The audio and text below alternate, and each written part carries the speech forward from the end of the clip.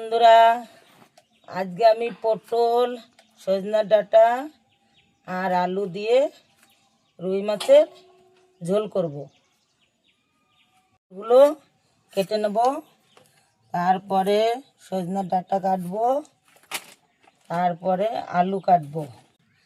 আর সজনের ডাঁটাটা চুলবেন না, গোটা গোটা রাখবেন কেটে। তেল দিলাম।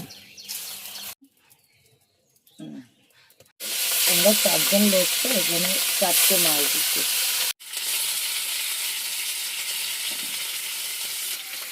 মাছ ভাজা হয়ে গেছে, দেখুন মাছগুলো নামাই দিলাম। কাঁচা পটল দিলে সেই টেস্ট লাগবে না, তো এগুলো তো ভাজা করে দিই করবো। এগুলো ডাঁটাটা মাছের ঝোলে দেবো। আদা, কাঁচা লঙ্কা আর একটা শুকনো লঙ্কা, তাই ভাজ করে দেখুন। রসুন আদা কিছু দিলে, শুধু আদা আর কাঁচা লঙ্কা।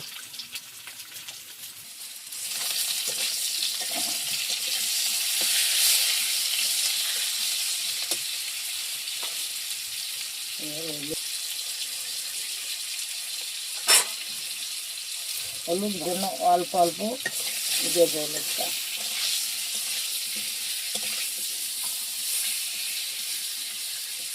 মশলাটা ওই আলুর সঙ্গে ভেজে নেবো। এরকম হবে না, দিলাম। ডাঁটাটা একটু আর একটু করে নেবো, এই মশলাটা দেখতে দেখুন।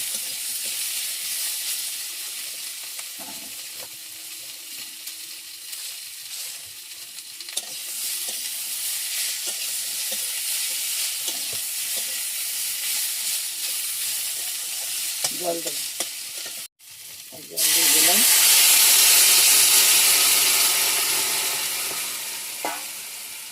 সিদ্ধ আলু,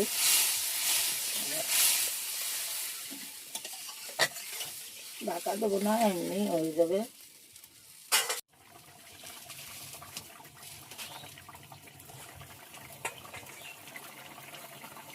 পটলটা দিচ্ছি, দেখুন বন্ধুরা, পটলটা দেবো এবার নিয়ে, তারপরে মাছটা দেবো। দেখুন আমার রান্না হয়ে গেল।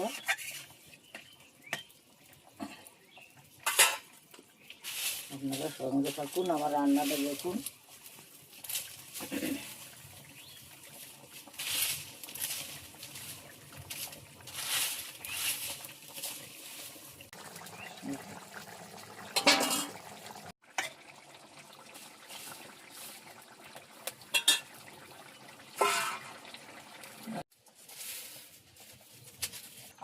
ভেজে তুলে রাখবো। কিমা রান্না করছি আমরা। দেখুন এই জিরেটা ভেজে তুলে রাখলাম, এই জিরেটা বাটবো, দিয়ে দেবো।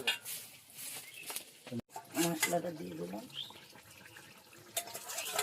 অল্প দেবো আর অল্প রাখবো তরকারিটা।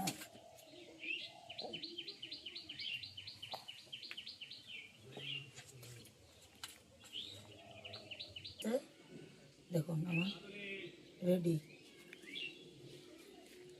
আমার রান্নাটা যদি ভালো লাগে তাহলে তো তোমরা লাইক করবে। বাড়িতে রান্না হয়েছে পুঁই শাকের বড়া, তাই তো এটা? আর হচ্ছে আলু ঝিঙে পোস্ত, আর ওদিকে আছে পটল সজনে ডাঁটা রুই মাছ আলু দিয়ে ঝোল, আর এদিকে আছে উচ্ছে আলু দিয়ে মোরলা মাছের ঝোল, মানে চুনো মাছের ঝোল। আগে বড়াটা দিয়ে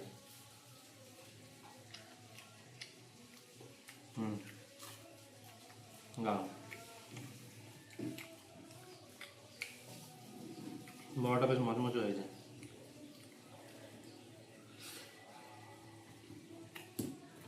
লবণ লাগবে হালকা, বড়াটা দিয়ে মেখে তারপরে খেতে হবে।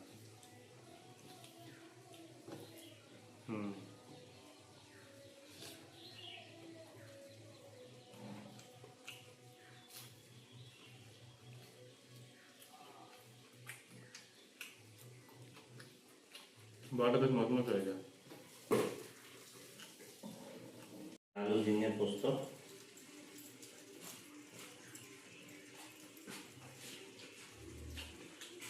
পোস্ত দিয়ে খাওয়া শেষ হয়ে গেল।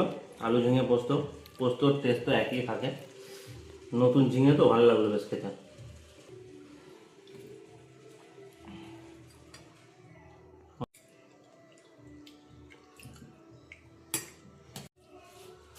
রুই মাছ দিয়ে, পটল দিয়ে, সজনের ডাঁটা দিয়ে একটা ঘরোয়া রান্না পুরো একদম। এখন সজনের ডাঁটা খেতে ভালোই লাগে।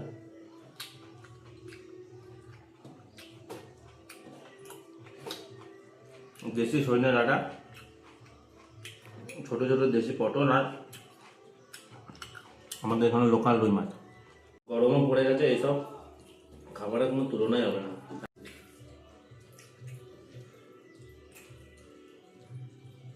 মাছটা খেতে দেখো,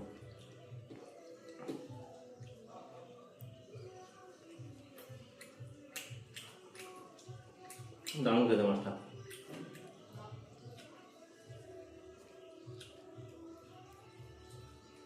ভালো খেতে।